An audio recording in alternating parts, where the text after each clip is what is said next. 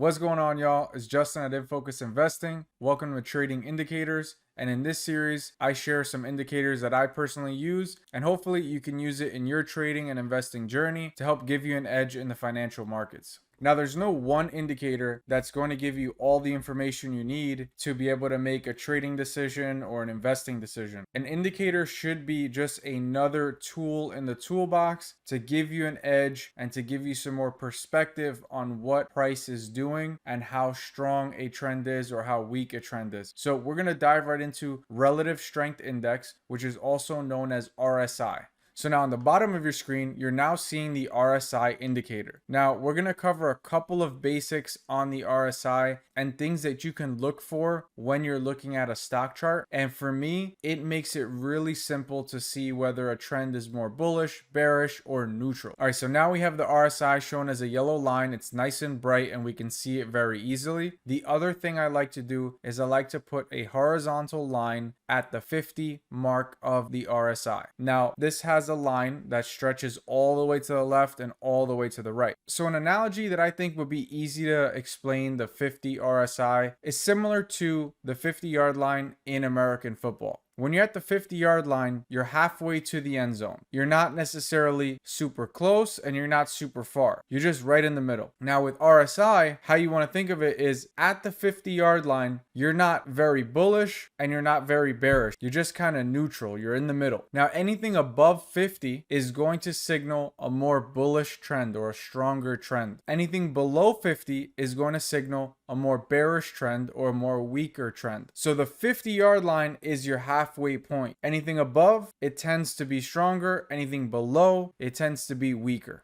Okay, so now we're going to take a look at a daily chart of Apple, and we're going to be simply looking at the RSI. We're not going to have any other indicators on our chart, and we're going to look at some trends and we're going to analyze some of this price action. Now, to bring everything full circle, the reason why I put the horizontal line at the 50 RSI is because it's visually easier for me to see, is it stronger of a trend, weaker of a trend, or is it just floating somewhere in the middle and kind of neutral? Now, I'm going to zoom out on the chart and I'm going to look for some extreme areas that we can learn from here. This was back in 2018.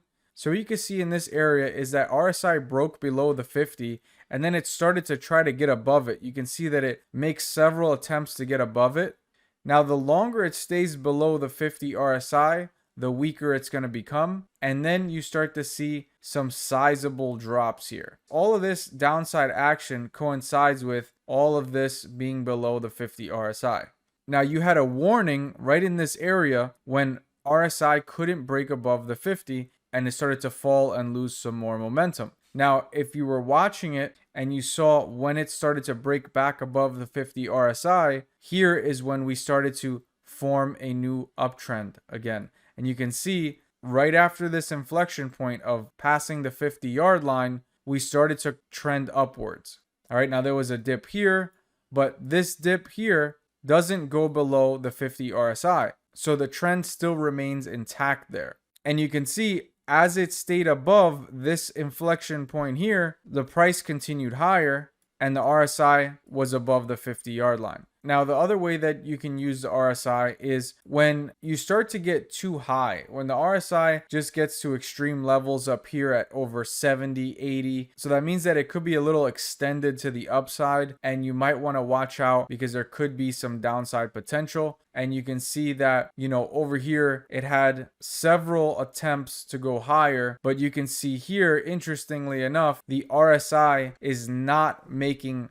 higher highs. And that was a clue or a signal that there could be some weakness coming in. And that was followed up with a break below the 50 RSI. And then that led to a big drop as we maintained below the 50 RSI. So you can basically scroll through any chart you want and find areas where above the 50 RSI, just like here, look at this. We're climbing. Look at this. This is a massive uptrend here and we're above the 50 RSI. We came here, we tested it once or twice here, and then it never looked back and we just kept going higher. So that's a big uptrend as we're holding above the 50 RSI. So that's a great example there. So one of the examples before was a price and RSI divergence. And I'm not going to go fully into that. I do have a video detailing that. I'll link the description below. But here, one of the things that we noticed before the Corona crash, price action was sending some warning signals before the Corona pandemic. This area here is the Corona crash in February and March of 2020. Now, there were some signals that you could have noticed on the price and the RSI divergence that could have signaled a trend reversal. Now, I'm not saying you could have predicted a 30% pullback in the markets, but you could have predicted a potential trend reversal. When you start to see price making new highs here, and then you have RSI is not following that same trend, it's called a divergence. So the price is diverging from the RSI, and that can usually signal a reversal in the opposite direction. So if price is going higher and RSI is going lower,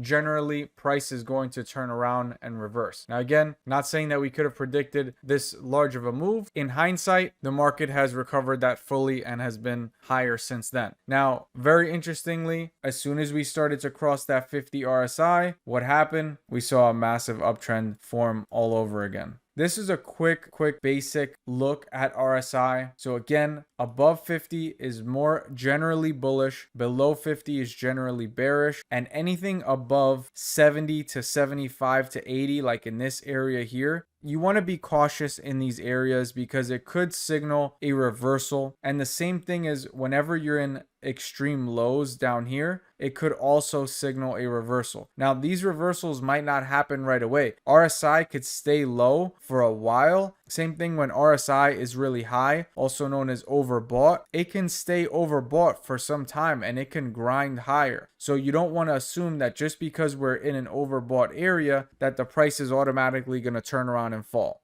Same as with when it's oversold or too low at 30 or under 30, you don't want to assume that right away the price has to turn around and go higher. However, these are things that you can keep an eye on that'll give you an edge as to what is the price doing, what is the strength of the price. And again, it gives you a really simple benchmark to look at to determine that trend. All right, so I hope this video gave you a better understanding as to how you can use the RSI. You can use this intraday trading on a 5-minute chart, 15-minute, hourly, it doesn't matter. You can use the same guidelines. Now just keep in mind, anytime you're looking at a chart, the longer time frames usually provide more direction than the shorter time frames. So if you're over the 50 on the daily chart, but you're under the 50 on a 1-minute chart, it doesn't mean that the trend has changed on the daily chart. It's just on the 1-minute chart, it might be a little bit weak at the current time. So these are all things that you want to keep in mind, and I encourage you to add these to your charts and to be able to look back in time and see, like we did on Apple, what did price do when it was above 50 RSI or below, and then look at that on intraday timeframes as well, because you're going to see that that changes a lot faster, and that can also give you an edge when you're trading on an intraday basis. So if you got value from the video, please hit like and subscribe to the channel and leave a comment below. Let me know your thoughts, if there was anything I missed or something you'd like to see in a future video. Thanks again for watching.